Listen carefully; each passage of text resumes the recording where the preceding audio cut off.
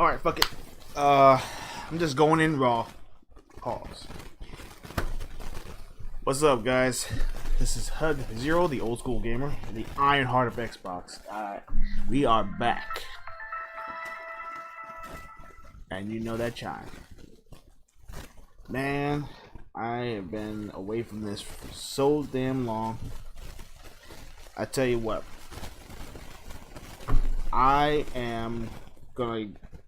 I'm gonna get it to you straight. I'm just gonna get it to you straight. Alright?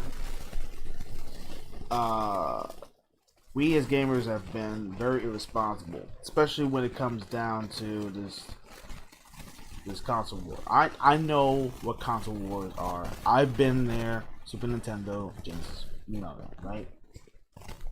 But now I'm starting to realize that there's all these fake wannabes out there that think they know what they're talking about, and they're misleading and misguiding everybody into believing that they know what's best for the freaking community, right? So I just sit back and I just watch. I just want to see what they have to say. Okay. Now, I've seen a lot of content creators come and go. I've seen a lot of media outlets come and go. I know there's a few magazines that I used to read.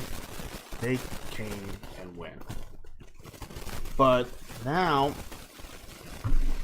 the state of gamers today has actually gotten to a point where it's almost to the point that I don't want to play no more. I still love gaming, and I always do. I'm passionate about it. But I tell you what, it's time for us to step up and take a little bit more responsibility. I mean, yeah, it's good to be entertained and stuff like that, right?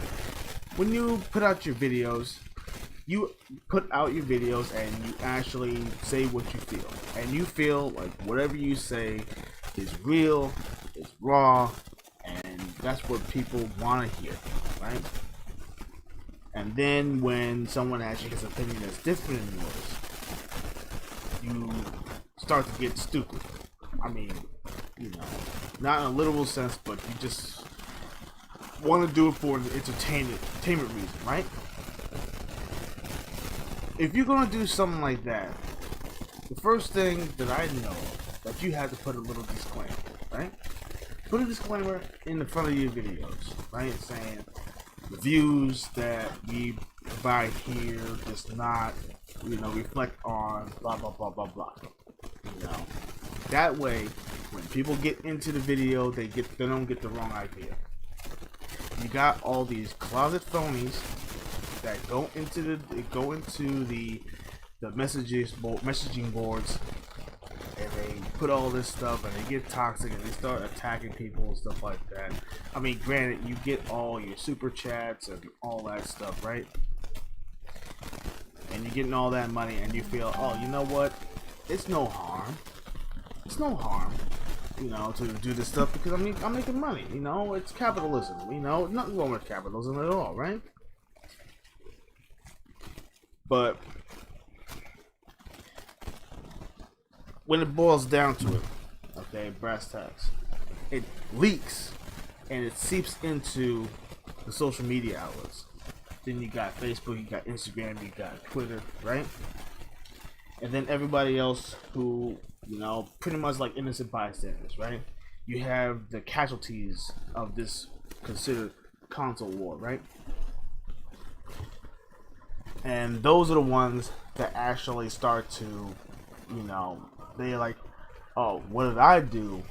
I'm just here to game. And then when they say, oh, well, I own all consoles, check this out. They actually sit back and they get bombarded by all these other, you just being fake, or you just saying that, that you have all consoles and stuff like that. And they want you just to admit that your plastic box is better than mine, right? Alright. Here's some thoughts that I've actually had. And I've been writing these down, and I've been thinking about them real hard, right? First, let's start with the veterans.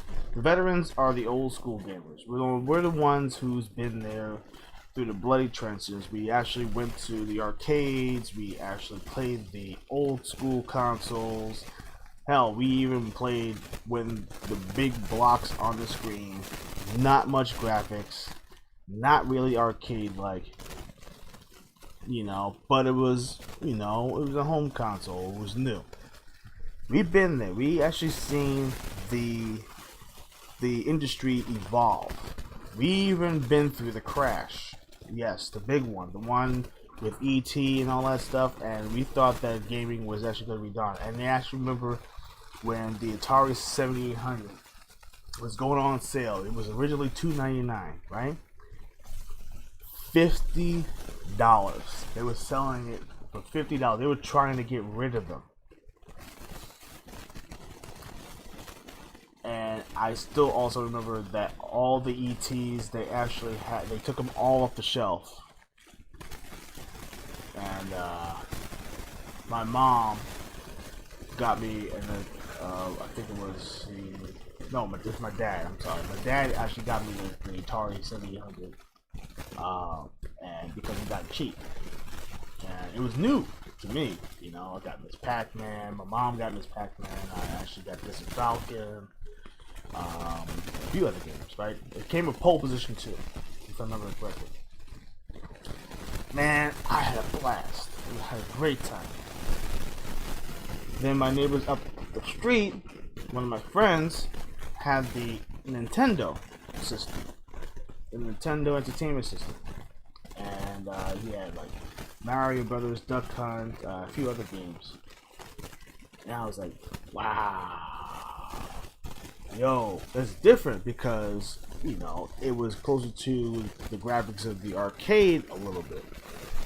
More colors, more graphics, everything was, was new and fresh. And I said, okay, you know what? I dig that. But they were making fun of, like, the Atari, because the Atari was blocked and stuff like that. I mean, we had a good time. We didn't really, make fun of it that much. There wasn't that much of a console war. The console war didn't begin until the Genesis, Sega. It was Sega and Nintendo, and everybody was talking about Sega actually had, better graphics, better games. The games are closer to the arcade. There was more arcade games on the console than Nintendo. Blah blah blah blah blah. So, I digress. But over time, before social media, it wasn't that bad. Everybody was cool. Yeah, we had our opinions. We talked about Genesis actually having a faster processor, yada yada. They even had commercials. You remember the Genesis does when Nintendo don't. Yeah, everybody remember that. Well, everybody who was there remember that. Now we have those who actually saw the commercials. They were like, "Oh shoot, that's how it was." Yeah, that's exactly how it was. Now, fast forwarding to today, social media is accessible to everybody. And now, the problems are starting to worsen because they're starting to dig their claws into the development of games that are coming out now. They're manipulating how the game industry is evolving. What do I mean? Okay, let's date back to 2011, 2012, right? The Xbox 360 had the Kinect with the motion controls and all that stuff, and Sony with the PlayStation 3, they were going to get into motion controls, and people were like, "Oh man, they had these, whenever they go on the stage and everything, they tend to actually do these little nuances and everything, and they encourage the fans to get involved with, shaming people for having a console that doesn't have anything physical to use. It's not accurate, blah blah blah, right? And then in 2013, when they thought that the Xbox 360 would actually build momentum into the next generation, when Xbox, they had no name yet, no name was announced, and everybody thought it was going to be like called Xbox 720 or the next Xbox or Xbox Infinity or something, right? So then when Don Matrick came out, introduced the Xbox One, everybody was making fun of it. Oh, it looks like a VCR. Oh, right? But then we were like, you know what? Let's give it a chance. Because I was there. I was actually over at the Microsoft store. They invited people to go and watch this huge event. TV. They showed about the Kinect, right? The Kinect. And they showed all the capabilities of what the Kinect can do. Oh, it can actually be able to see the biorhythms in your body. You can see the heat. And you can see, it was the techniques and all that stuff, right? And then it went into the functionalities of voice, the voice functionalities such as TV. Oh, you can be able to say Xbox, turn on. Xbox, do this. Xbox, go to next screen. Xbox, close. Xbox, go to resume. Xbox, pause. They did all that stuff. It didn't even get into the games yet. Of course, the next game they showed was Call of Duty Ghost. And it wasn't, one of the best Call of Duties out there. And the abilities of the console, and everybody was like, okay, well, what are the online requirements? And then they found out, oh, well, you have to have your console on consistently because there's constant updates and yada yada. And they said, oh, you cannot remove the Kinect because the Kinect is actually connected to the console, and this whole thing blew up. Now, people are like, oh, it started way before that. No. No. It all started when Sony, this little show, the PlayStation show, the PlayStation media briefing or whatever, and it started poking fun at the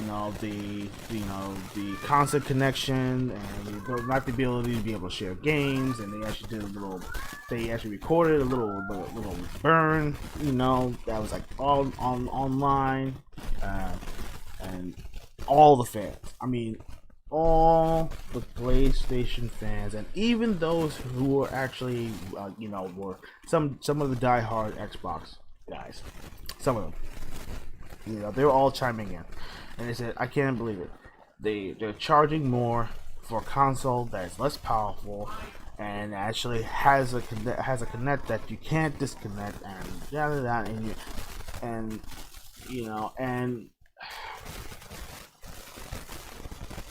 now we're just pretty much holding on to that same toxicity, no matter what happens now. No matter what. Then it pours into the Nintendo. The guys who actually play Nintendo. It makes no sense whatsoever. And you wonder why. You say, okay. It's like, well, listen, all we want to do is play freaking games, man. All we want to do is play games. That's what you get a console for, right? Play games. You want to see innovation and stuff like that. And then it got worse. Then there's this stupid resolution date that just happened, that, oh, but this console's pushing out more graphics and yada yada, and the resolution is actually lower, the graphics are blurrier, this has more grass in this game, and you know, it just goes on and on. And you know what? You know, I got tired of it. You know, I mean, yeah, I mean, I almost fell into it. I mean, I actually, you know, we actually formed a group, you know, Xbox Mafia. We were having a little fun with it, stuff like that. We were actually going after people who actually were being toxic. But you know what? I realized that I was actually part of the problem, not the solution. That goes into the youth. Now, these are the young guys. These are the ones that actually just get into gaming. You know, now that, you know, the internet and all that stuff is, you know, is more mainstream now. I mean, everyone has a cell phone now. Literally everybody has a cell phone. Everybody has a cell phone. Everybody has some form of communication now. You can go to anything. You got Instagram. You can be able to get information instantaneously now. And now the youth, you know, they really don't know which direction to go, because you have the influencers who actually are veterans. Some of them are veterans, you know, who are not taking any freaking responsibility. They're actually pretty much feeding into this frenzy and not, you know, and they have the satire, you know. They say, oh yeah, we're just joking. Okay, yeah, okay, I get it. You're joking. You're good, right? But here's the problem. The problem is that you don't take the responsibility to say, listen, it's just satire, right? It's not cool. You don't, you know, you don't do this. I mean, yeah, granted, you have the guys who do you know, what's called the administrators. You get administrators on the side, especially when the message boards and everything, and they get rid of the toxic people. And some of them don't even do that.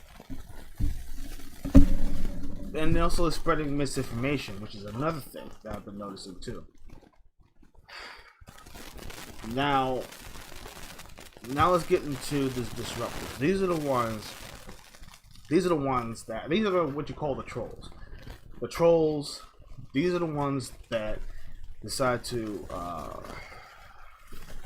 don't know, spit out all this stupid nonsense about, oh, you know, I'm gonna kill you because you should kill yourself because you play these games, and you're a faggot, or and you do this derogatory stuff, and they call each other names and everything, racial slurs and all that stuff, man. Now those are the ones that don't even deserve to be inside our community. If there's anything that could pull us together, it should be that. We should be going after these dudes and just saying, listen, you know what? And I'm pretty sure that most of the devs out there and most of the companies, game companies out there are doing their best to try to, eliminate the problem. The problem is going to be out there regardless. But the players are the ones that need to take responsibility too. You need to go out there and you need to be vocal, and you can't feed into the trolls. Some of them, I mean, if you're in the middle of a game and you're playing like Call of Duty or whatever it is. Like recently I saw one, with T-Pain. T-Pain was actually playing freaking Call of Duty, and these guys were actually spitting out the N-word like crazy, right? Guess what he did? He took out his anger in the game and wiped out the whole entire other team. T-Pain went in on all those dudes, spanked all of them by himself, and was looking for every single one that was actually trolling and saying that stuff. You see, if there's anything that you can do that can actually stop that problem, show them that you can freaking game. Put it into the game, man. Show them, hey, listen, you know what? Fine, okay, you call me that. That's cool. All right, you have, that's all you're really good at. Now I'm going to show you and everything why you need to get off the game. And then you spank them. You spank them hard. And then when they get back into the game, you spank them again. If you actually, if they feel like, they're hot shit, You know what? You make them feel like shit. That's how you do it. That's how I used to do it. When I was in the arcade, people used to make fun of me all the time, right? Okay, cool. Alright, no problem. You pop in your quarter and you play some freaking Street Fighter and everything, and you whoop that ass. And you whoop it hard. You take their quarters. I said, Lois, man, I'm sorry you wasted your 50 cents. And I said, oh, you want to put another 50 cents in? No problem. Jump in. And then you take him again. That's why you call them quarter munchers. You take their money. You know, being a gamer has a lot of meaning, right? Some people have this as a hobby. Some people actually has it as a passion. Sometimes you gotta mesh the two right there, right? And you take out your frustrations and your anger and everything, and you do it in the game. That's what the games are there for. You are kind of trying to escape from reality just a little bit for an hour, maybe two, right? And you freaking enjoy yourself and you put it into the game. If you had a bad day at work, guess what? You pop in Street Fighter and everything, and you whoop a little ass and everything, and then you say, I'm good. Or you play a little Call of Duty. You know, pop a few heads, boom, you're good. You know? But if you're gonna sit right there and actually, you know, and go on freaking Twitter and, you know, have to sit right there and troll and cuss people out and everything and tell them to kill yourself and everything, guess what? I think you're not a gamer, bro. You're not. You're not a gamer. You're not a gamer. You might as well just hang up your controllers and everything, right? Which probably has dust on it anyway, probably 3 inches thick, and just put your shit away. Because you don't deserve the game. You don't. So the disruptors, the trolls, get out the freaking game. If you're a gamer, prove it. Get on a freaking controller and show that you can. And stop with all the BS and everything and getting on the freaking Twitter feeds and everything and thinking you're hot shit, because you ain't. You know, probably got a freaking low gamer score and everything, and have not one platinum on the freaking PlayStation. Hey, I'm just being real. Alright? Now, let's get into the industry. Wow. I have a lot to say about that. Alright. You know, I know that a lot of gamers out there get frustrated because you feel like some of the companies or some of the are not doing what you want them to do. Alright? Well, let me give you a little bit of advice. Right? You know, there's a thing called, you know, critiques, you know, or they got critics and critic scores and all that stuff. All over the place. Especially when it comes to like cars, houses, whatever, right? And you judge with your money. Money is the judgment call. If people are still paying for it, the companies are still going to do it. So if you see a company doing the same thing over and over again, and people are still buying it in droves, right? They're going to keep on doing it. So that small little group that's yelling and screaming, sounding like little lemmings, you know what? They ain't listening to you. They listen to Mr. Benjamin. Okay? They only answer to American Express. So, all that nonsense and everything, going on the Twitter feeds and stuff like that, thinking that you actually are the biggest voice in the world. Listen, money talks and bullshit walks. Very, very, very good words to live by. So, if you think that you're doing an influence and you're doing all those videos, unless you have a whole drove of people that actually follow you and make a difference, you know, you're not gonna make any difference. You know, you judge with your wallet. That's the way it works. So anyway, getting to like Sony and PlayStation, you know, they don't want to be your friends. Sony and the PlayStation brand SIE, they are not your friends. Stop. They're not your friends. It's not show love. It's not show friends. It's show business. It's all about business. It's all about the money. They follow the money. The reason why that the games are $70 is because they're in it for the money. The reason why that you don't see any services like Game Pass or anything like that is because they don't see no benefit. They're not getting any benefit from it. So you're not gonna see that. Okay, granted, you see, if you feel like the PlayStation Plus is better than than the games with gold. Okay, I give you that. The games with gold sucks. It really does, because some of the games are horrible. They're probably they're not AAA bangers as you would call it. And I hate the word AAA. So let's get that out of your mouth. I feel like games with gold, should be eliminated. Game Pass is better. They got some of the AAA games on Game Pass anyway. $14.99 Game Pass Ultimate. You get free games on PC. You get games on Xbox consoles, and you also get the xCloud, so you can be able to play your games on the go. Yeah, that's a good deal to me. You don't need games with gold. Just get rid of it. It's embarrassing every single month. Why do we keep on doing games with gold? Get rid of the darn thing. Sony's not doing it because they know what they're doing.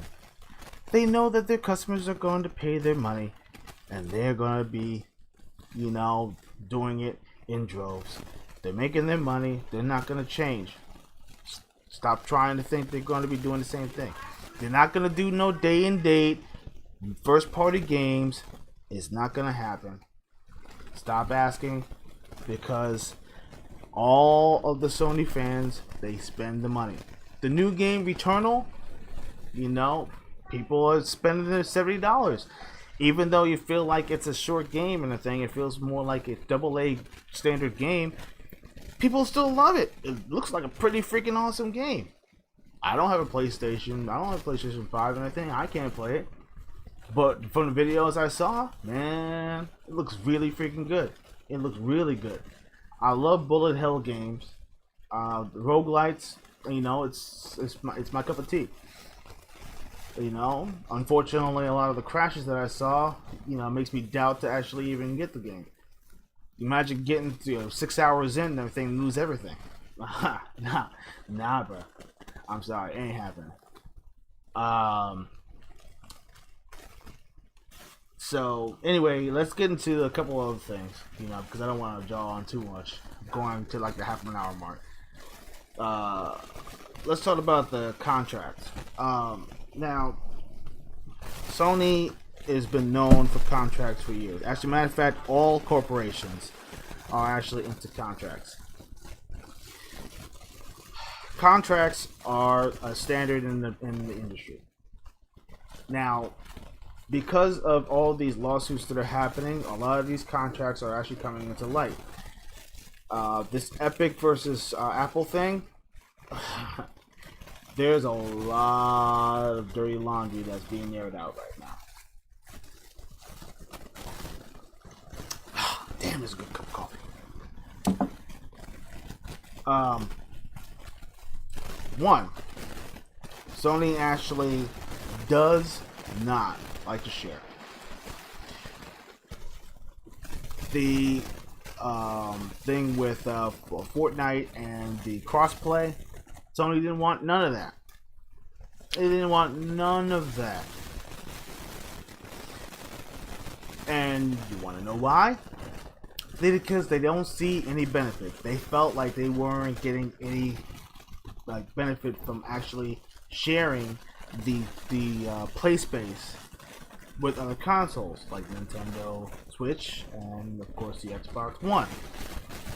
Epic was the one that was trying to push this. They actually deactivated the crossplay between the Xbox and the Sony and the PlayStation 4 for a short period of time until Sony caught wind and they were like, "Oh, no, stop that." And then Epic went to the Sony boards and said, "Listen, this could benefit all of us if we actually decide to do a cross-play so everybody can be able to play against each other, right?" The Sony guys laughed. They laughed. They said, "No, absolutely not. We don't see no benefit. It hurts our bottom line. We want the exclusive stuff. We want people to come to our platform to play that game because, we wanted to do our own exclusive stuff." And that's that. So guess what? The guys at Epic had to do to get crossplay to work? They had to pay more. They had to pay fees to Sony if a game is crossplay on a PlayStation platform, but they play also on an Xbox platform. So that means if your profile is actually linked with a PlayStation and a Switch, Epic has to pay the fees to actually have those games still function. Sony made bank. They made so much money. You should see the huge pie chart. Sony actually gobbled up 43% of the market from Epic Games. 43%. That's a lot of cheddar, man. And you know why? It's because of a contract. It's the same thing with Resident Evil Village that's coming out. Resident Evil Village ain't coming out to Game Pass, bruh. Not for a while. And also, on top of that, they actually have the right to actually get first dibs into putting it into the PlayStation Plus, so that way players can be able to, play that game before it comes onto Game Pass. So basically, putting it on Game Pass is irrelevant unless they find some kind of loophole. It's not gonna happen. So, I mean, man, it's business, man. It's all about business. You don't understand. Business is the thing that a lot of gamers misunderstand. Why do you think that even Xbox? Everyone's complaining that Xbox has no games. They said they have 600 plus days without any Xbox exclusives or first party exclusives, which is a lie because Sea of Thieves was a first party title, and so was Forza Motorsport, Forza Horizon 4. And a few other games, the Falconeer and stuff like that. All those games, Ori and the Blind Forest actually came to the Switch, so I can't really say that. But but there were games that were exclusive to the Xbox platform. Problem is that it's not games that you want. You want a game like Ghost of Tsushima on the Xbox. You want a game like Horizon Zero Dawn on the Xbox. You want a game like freaking Uncharted 4 on the Xbox. You want games like freaking this Returnal just came out on the Xbox. And you're trying to tell Sony fans, okay, Sony fanboys, all right, or shills. I might as well call you shills. Sony shills. Those you are trying to tell us, Xbox fans, what to play. You're saying, oh, what you guys are playing, they're playing old games.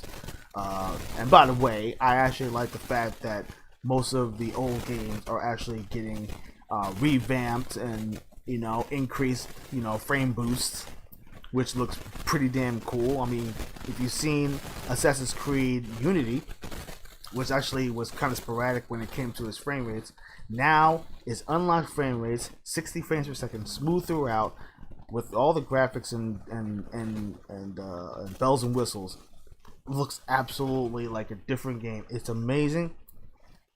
I can't wait to get my hands on the Series X because I don't have one still. Guys, over Xbox, you better get on that. You better get on that, man. Get on it.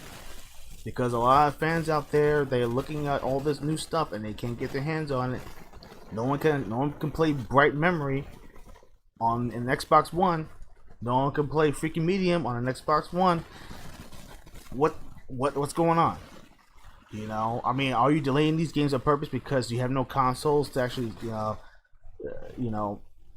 have no consoles to play them on? You're not producing enough.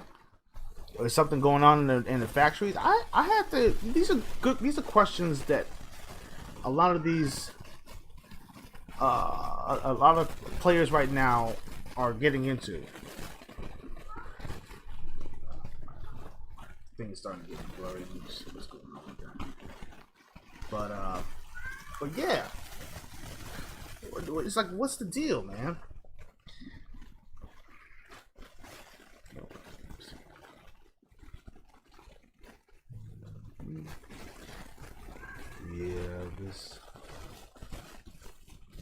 Yeah, well, let's get going. Always blurry. So, anyway.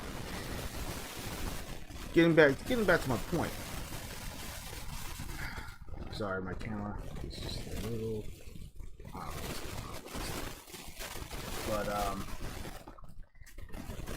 But business, man. Getting back to business. The Japanese business aesthetic is actually in the Sony's DNA. It always has been. The way they do things, the way they do business, they always do business in contracts. They don't like to share any of their profits with other entities unless they get a huge benefit from it.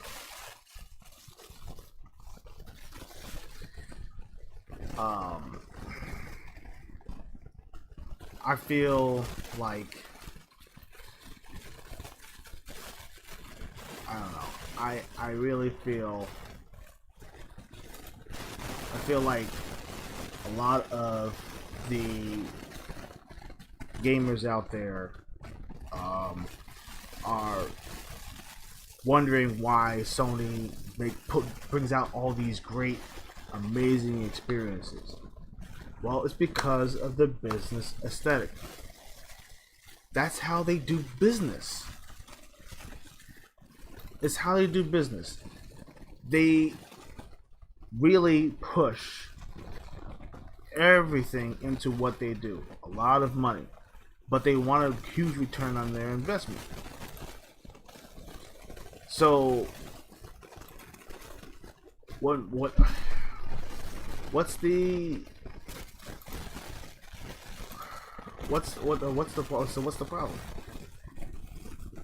The work practices. I mean, when you look at the devs that work for the company like Naughty Dog and Guerrilla Games, and Sucker Punch and Insomniac, those guys, they know what they're doing. They've been there before because they know how the work ethic actually is.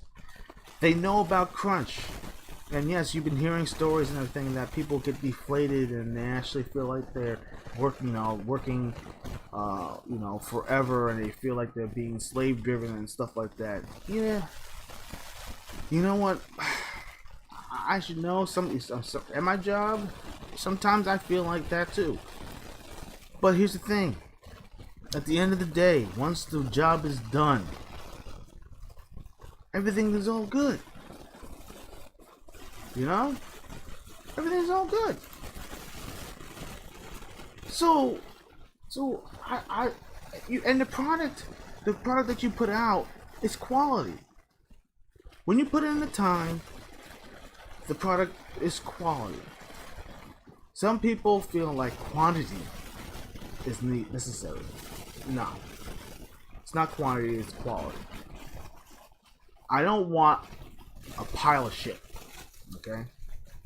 You know? I want a pile of bricks. I want, I want something that I could say, oh, I did this. Right? So, let's get into deception for a second. Fake it until you make it. Sony's mantra. They actually do that a lot. So does Xbox, but Nintendo hasn't done that at all. Nintendo really puts it all out there, and you get what they're presenting. So I give them props for that. But Sony and Microsoft, they actually tend to put out video that doesn't represent what the actual game is going to be, but they give you an idea or a concept. They say a visual concept, and they always do this deceptive words using the PlayStation 5 or using the Xbox Series X in-engine blah blah blah blah blah, right? Now Sony has actually learned their lesson. I think that's the reason why. Let's date back to the E3 2005. Okay, when they made that huge mistake by showing that new Killzone 2. Now, Killzone 2, everyone was looking at it. Oh my gosh, this looks absolutely amazing. Is this what we're going to be playing? Oh, yeah. And then, when the game finally came out, people found out that wasn't what the game was going to be. The graphics were like less, there was less enemies, the explosions were like not impressive, and people were starting to, doubt Sony's abilities to bring out a good product. And people were doubting PlayStation 3's, capabilities. Because Xbox 360 was bringing out games like the Fright Night. They showed Fright Night on PlayStation stage, and guess what? It came out for the Xbox 360, and it looked exactly the same. Oh, you don't remember that? I do.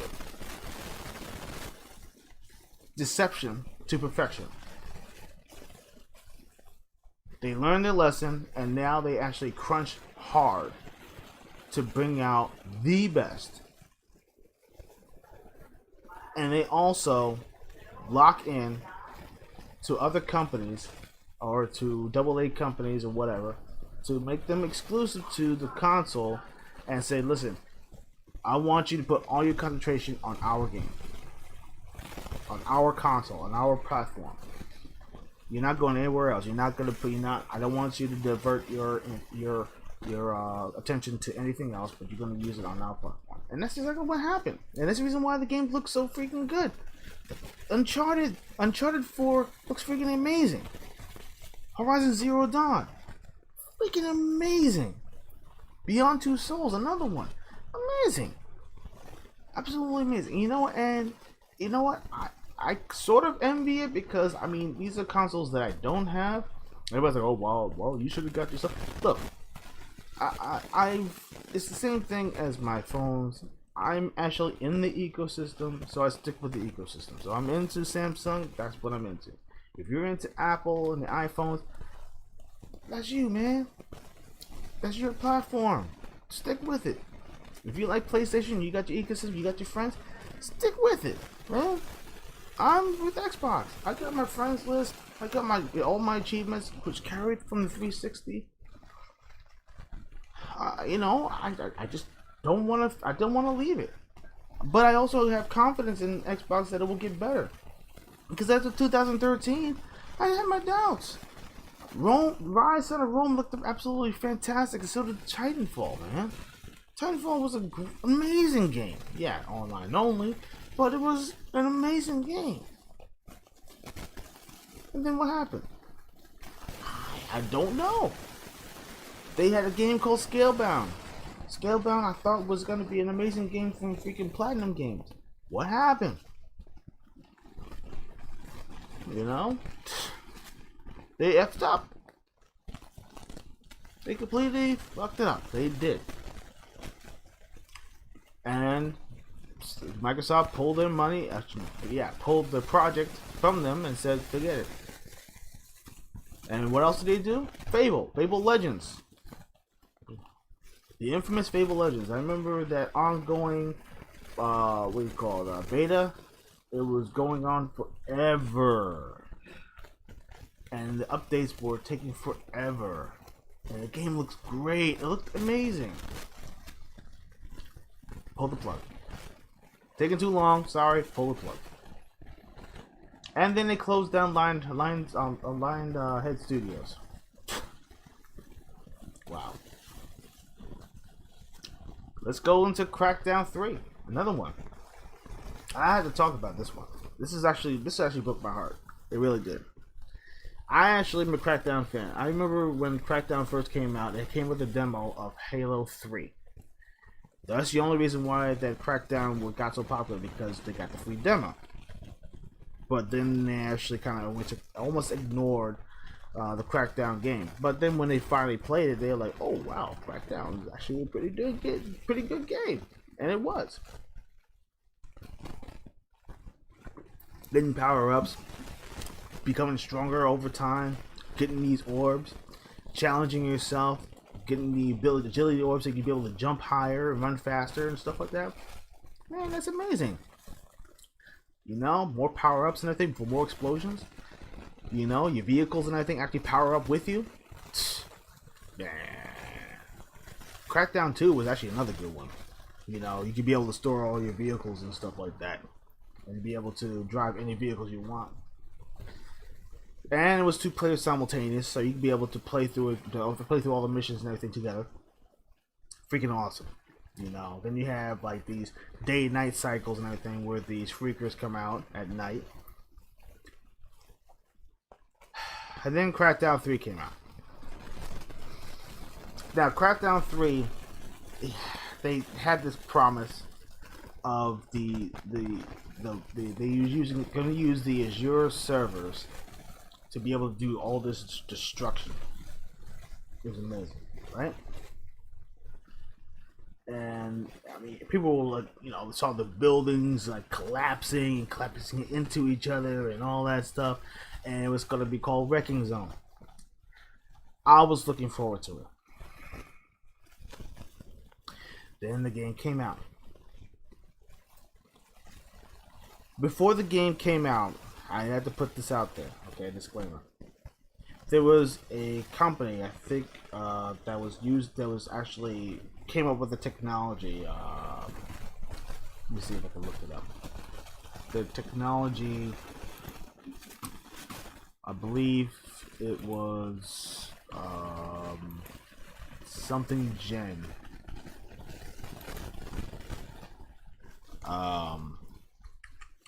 Let's see.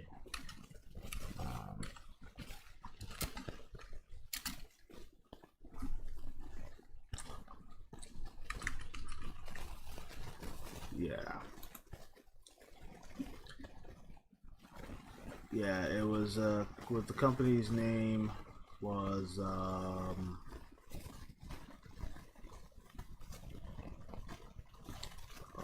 man, I forgot what the company's name was. I'm wrong. I'll find it. I think it was actually.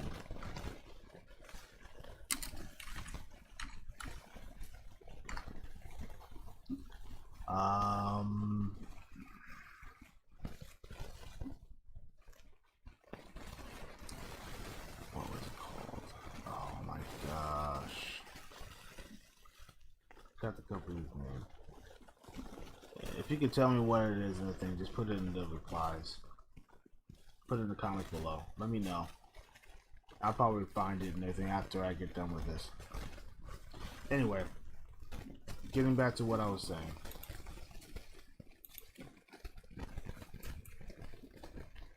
Getting back to what I was saying. They Cloud Gem, that's what it was called. Okay, they had this destruction, amazing. They took it out of the game because guess who bought them? Epic Games. They bought the technology, and because they took the technology, they took away that the wrecking zone the way it was intended to be. And what did they do? They actually tried to replace it with some whack, stupid, I don't know what they were put in there. It was not the wrecking zone that we were looking for. These are not the wrecking zones that you're looking for. Happy May the 4th, by the way.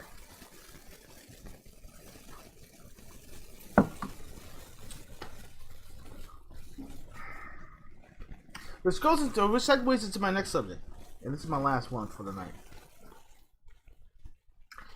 Xbox brands feel like a giant science lab. I have to say this because I've seen way too many games come in half-baked. You know, they're almost like betas. They come in as betas. You know, you have this new game. You have this game Grounded, who's still in beta. And then you had State of Decay 2 that came in there that had a plethora of problems, rubber banding, physics, and all that stuff happening. Now we have second extinction of that's actually a pretty much a beta. Looks great. I mean, by the way, play Second Extinction. If you like dinosaurs and you like blowing shit up, play it. Amazing game. But there's too many freaking experiments, man. I mean, don't they like to have their devs have a complete game and then build off of it? If the game has to be delayed and everything, freaking delay the game a little bit longer. But it seems like they just too damn lax. There's not enough final product. This is what frustrates me. I mean, Xbox is a great company. Actually, matter of fact, I can't say was. Xbox is a great company. But the problem is that they're too damn lax. It feels like they're like an ongoing vacation. Oh, I'll get to it when I get to it. By the way, I got some new sneakers. Oh, we're having another barbecue. By the way, oh, I can get on vacation. I'm gonna go to the Alps. Okay, great. I'll get back to business when I get back. In the meantime, gamers are like, what happened? Where are the games? Oh, don't worry. We're gonna throw some games in Game Pass and everything. They'll be happy. Just because it's free doesn't mean it's great. Okay, granted, you put some great games inside the Game Pass. I give you that. But there's a problem. The problem is that there's a lot of first-party titles in there that everyone's looking forward to that's not coming out for another 2 years. And people are actually a little frustrated with it. Halo Infinite was supposed to come out day one for the Xbox Series X. Never happened because it got delayed. I mean, I get it. COVID-19, I get it. There was, the offices were closed. Everyone had to be home quarantined. I get it. But here's the problem. On the Sony side, it seems that they actually were able to throw out not one, but 4 different games in the span of 6 months. Explain that.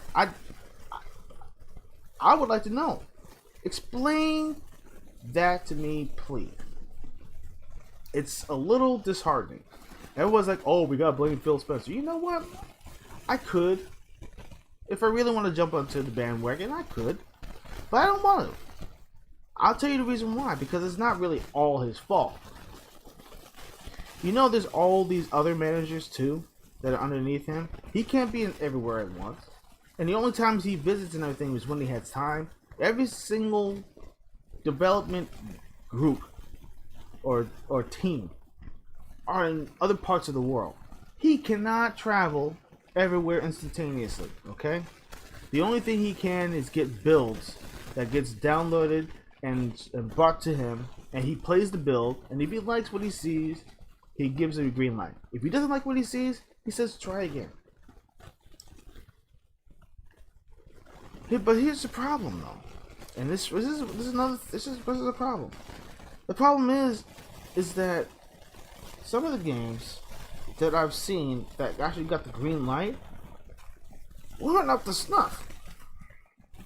I mean, they were good, they weren't great. There was bugs, you know, and it wasn't that popular. The only game that I've seen right now that actually is doing very, very well and is thriving, no, two games, is Forza Horizon 4 and Sea of Thieves. State of Decay 2 has gotten better. Not great, it's gotten better. Grounded is not ready yet. There's more things being added to it. They added more voice and all that stuff, and it actually looks really, really good. You should give it a try.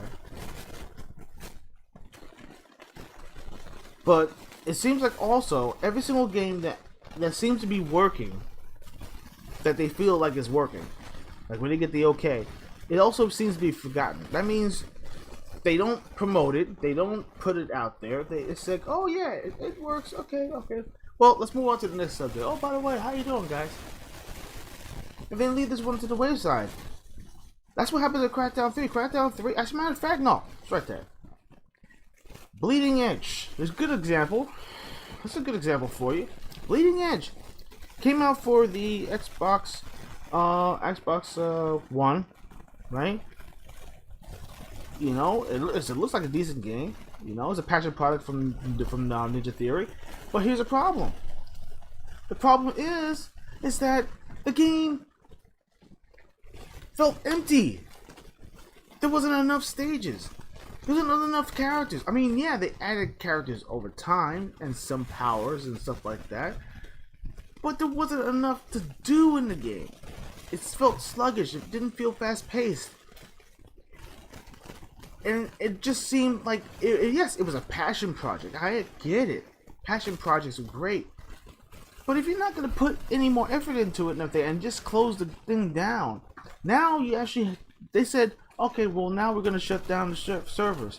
Oh, great. So the game that everyone was deciding to play and I felt like promoting just ain't worth it anymore. I mean, that's what happened to Gigantic. Remember Gigantic? Oh, you probably don't. Gigantic was another great game in the thing, an MMORPG. No, it was a MOBA, and that game went to the wayside. A game had great potential. There was actually other characters that were going to be added into the game, and guess what happened? Not enough resources, not enough help. This is before Game Pass and all that stuff, by the way. Went away. Another game. What was the game called again? Oh my gosh. It had a whole bunch of superheroes in it. I forgot. It was like a 2D MOBA game. I was playing that for a little while, and I actually was enjoying it. I spent the money, and I actually got the extra characters. And guess what they did with that one? They shut it down. Didn't give it a chance. Didn't even promote it. I don't get it. I'll tell you what Sony has done right. Every single game that goes on that platform, they give it love. They give it the passion, the love, the resources, the commercials, and all that stuff. Big or small, they actually do that. What does Xbox do? What do the guys who do the marketing do? Sizzle reels of multiple titles that are coming out for it, with blips, 5-second clips of games, and people will take a look at it. Oh, that looks cool. Oh, wait. Okay, is that fair? No, absolutely not. I realize that I, as a gamer, would like to have more information about a certain game. You know, if you give me, you know, the little bit of love that Sony has been giving to some of these games, I'm pretty sure that you'll probably get a better following to a lot of this stuff, right? You get a better following to all these games. The Falconeer, I mean, that's tragic. The Falconeer and everything hasn't been getting any love whatsoever. It's a great game. It really is. You know? There's a lot to do in the game. Oh, you don't know that? Yeah, well, there is. Unless you give it a shot. But the problem is that there's not enough promotion for the damn thing.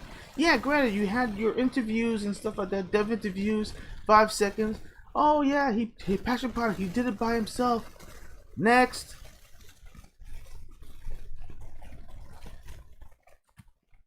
The only promotions that I've seen is actually on Twitter. And possibly Instagram. I'm telling you right now, guys. Another thing I gotta say, but you know, I'm gonna close with this. Deadlines are detrimental, and quality assurance needs to be a priority. The reason why the Xbox is getting all that crap is because they don't put the effort, full effort, to give a 80%, 90% complete game, 90% complete game, because they always give it like 50% halfway done, textures not fully implemented stuff. You know, oh, we didn't get all the characters completed yet, so here's the first 5 stuff. I don't want to hear it anymore. You know, Phil, you know, I give you DMs all the time. I actually do. I do the airing also, and I actually put in my input and everything. And you know what? All the input that I give you is real. Every single word that I say is real. These are things that I actually heard and seen and actually talked to, and it feels like nobody's listening. And then we have the influencers out there who actually want to act like clowns. I'm not saying all of them, but some of them are acting like clowns, and then it gives all this misinformation, and then it treads downhill. I mean, Jeff Grubb, shout out to you, man. You actually you actually do your homework. You actually go out there and you get you get down and dirty to all the truths out there, and then you put out what you can. And those that you can't, you try to stay as tight-lipped as possible. And you actually have a few insiders that, you know, are very close to the industry. That doesn't give you any fluff. It doesn't give you any of that couch knowledge mentality stuff. And then there's a few others. And there's a lot of speculations and stuff like that. But you know what? Here's the thing. Here's my thought for the night. Gamers, you are here to game. You are not here to critique. You can critique a little bit, but you're not. If you're not a professional out there, if that's not your passion, if you're not a professional, critique person, or you're not a journalist or anything like that, stick to what you know. Let them do their job. Play the games. You know, take in the information that you actually heard. Throw away the stuff that you don't believe or whatever it is. Keep gaming. That's the only way this industry is going to drive. Your critiques and anything don't mean squat.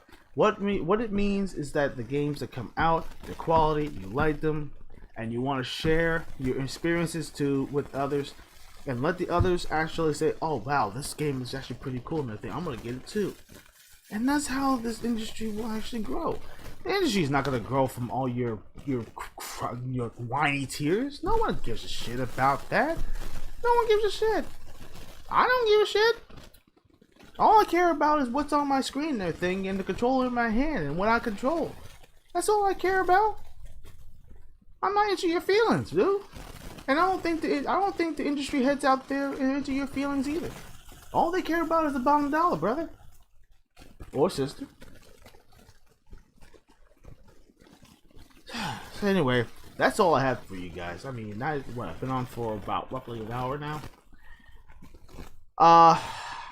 So if you like what I say, you know what to do. Just go ahead and subscribe. If you like it, just leave a like or whatever it is. I'm actually gonna probably do some more videos probably in the future. It could be a little more professional, but unfortunately, a lot of the shit that I actually had is gone. I don't know what I did. Some of the stuff got erased. Fuck me.